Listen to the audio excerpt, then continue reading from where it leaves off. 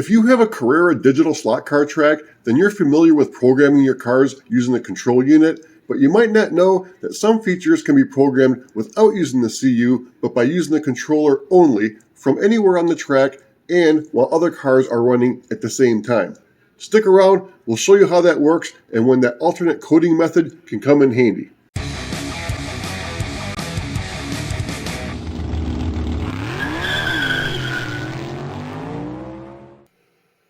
There are three features you can program using just a controller, and that is assigning a car to a controller, setting up a ghost car, and setting up a pace car. Real quick though, just a refresher on how those three features are programmed using the CU, just in case it's been a while for you. We've got this GTO that we're going to use as our test car here, and this is not assigned to controller number one.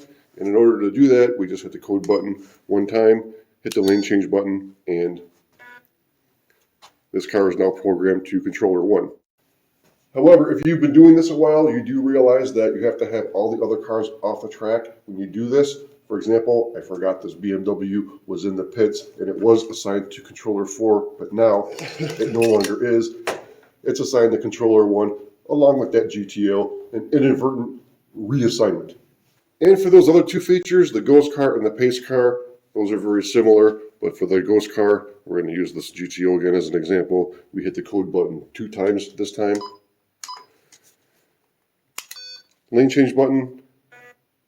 You hear it hum twice, and sometimes it'll surge a little bit. And then we go ahead and set our speed and lock it in with the lane change button. And now we have our ghost car or autonomous car. And finally, for the pace car or safety car function, very similar to the ghost car, except that we hit the code button 3 times.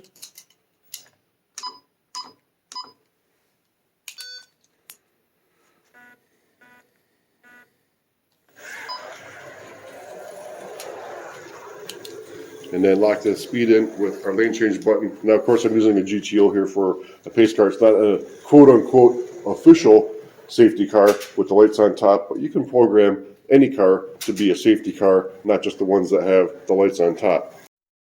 And again, we also have to be sure that we take any of the other cars off the track when we do this, otherwise it's going to try to assign or program all of them at the same time. Now for the alternate method of programming those three features, I've taken our test car here and I put it into the pits. Now you don't have to do this from the pits, you can do it from anywhere on the track.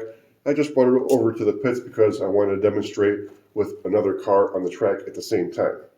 There's a common procedure for all of these features, and that is to get the car into programming mode. And the way we do that is 2 quick clicks on the lane change button, lift the car off the track, and then drop it again. The lights will then be flashing. That indicates that it's in programming mode. And then what we do after that varies a little bit depending on what feature we're programming.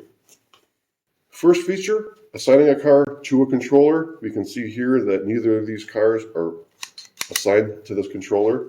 And we're going to go ahead and put it into programming mode again.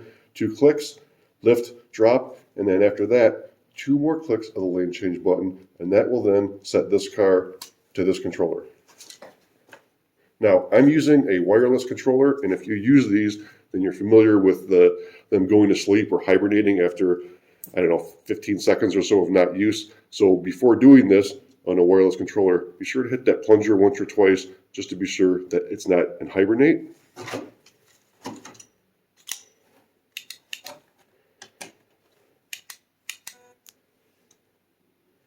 And we now have an assignment to this controller. And also notice here, this BMW still assigned to number 4. It didn't get reassigned like what would happen if we were using the control unit. I'll show the procedure for doing the pace car and the ghost car in just a second here, but first of all, why is this alternate method of programming beneficial? Well, you just saw one of those benefits right here, which is you can have another car on the track at the same time and not override it. That's especially good for us when we've got club night and everybody's practicing, for example, that every time somebody has a new car to put on the track to set up to their controller, they don't have to have everybody stop and pull their cars off the track just to do that. And secondly, because you can do this from anywhere on the track, it's good for us as we have a fairly large layout, and a lot of times we'll be driving from these positions here on the along the wall, opposite the control unit. And so when we put a new car on the track and assign it to a controller, we don't risk getting exercise by walking around the other side to the control unit. However, if there are other cars on the track running at the same time, and if you have a pit, I would recommend doing it there as opposed to the main racing line where somebody might not notice that you're stopped on the track, and therefore you could avoid serious injury or death. Now for the alternate programming for ghost mode, we're going to do the same as before. Put the car into programming mode with 2 clicks, lift and drop, but then instead of just 2 clicks to assign the controller, we're going to go 4 clicks to go into ghost mode. And you're going to hear, after each 2 clicks, the buzz from the motor and possibly a surge also. And again, wireless controller, be sure we're not in hibernate. 2 clicks.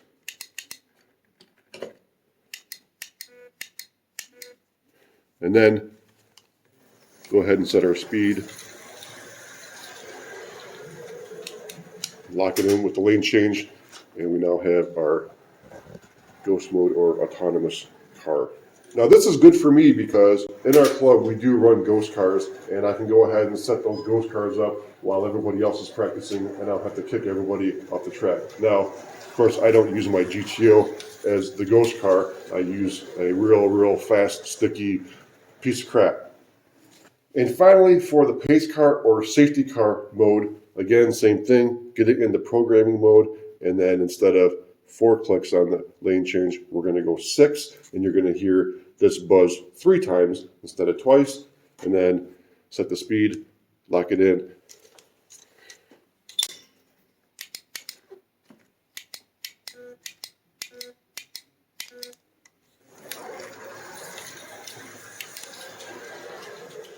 And again, we've had this other car on the track the entire time, and it is still assigned to this transmitter. It hasn't been turned into a ghost car, has not been turned into a pace car. Now, if you have a car that's in ghost mode or pace car mode, and you want to take it out of that mode, simply do the procedure for assigning it to a controller in order to resume it to normal operation. Of course, you'll have to hold the back end of the car off the track in order for it to not run away from you.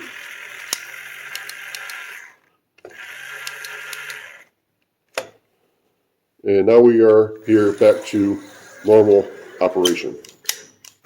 One thing I want to revisit real quick, because if you get this wrong, it'll drive you nuts, and you saw me emphasize it a few times in the demos, is when you're using a wireless controller, be sure to that it's not in hibernate by hitting the plunger once or twice. Because if you get this wrong, okay, or if you forget to take it out of hibernate and you go to set it to programming mode, that first click of the lane change button takes it out of hibernate. Then the second one then registers with the car. And then you lift this, you drop it, the lights don't start flashing, it's not in programming mode, then you click it 2 more times and lift it and drop it, and it's still not working because you're basically out of sync now. So if that happens, best thing to do, let it sit for 15, 20 seconds and then start over. We hope this helped you out. Please give us a like, subscribe if not already. Thanks for watching, and we'll see you next time.